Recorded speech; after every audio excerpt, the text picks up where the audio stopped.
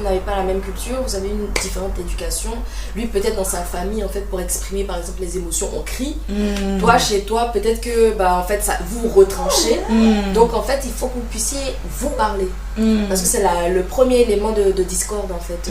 L'absence de communication ou encore la mauvaise communication. Donc, il faudrait, en fait, être en mesure de pouvoir parler. Mais encore une fois, il faudrait savoir comment se parler.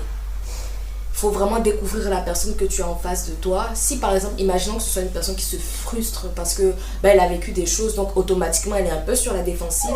En fait, tu sauras qu'il faut lui parler avec beaucoup d'amour, beaucoup de tendresse, même quand tu dois lui dire quelque chose qui n'est pas agréable à l'oreille pour elle. Ça va déjà passer un peu plus. Si jamais tu sais que tu as une personne qui a, je sais pas moi, une façon de voir un peu très directive, une personne qui est du tac au tac, tu sais que même si tu veux mettre un peu d'émotion liant à l'intérieur, il faut que tu puisses lui dire les choses clairement. Ça, en fait, tu ne le fais pas parce que. En fait, il faut que tu expliques le parce que. Que tu ne viennes pas face à la personne du genre, tu ne fais pas ça parce que c'est comme ça.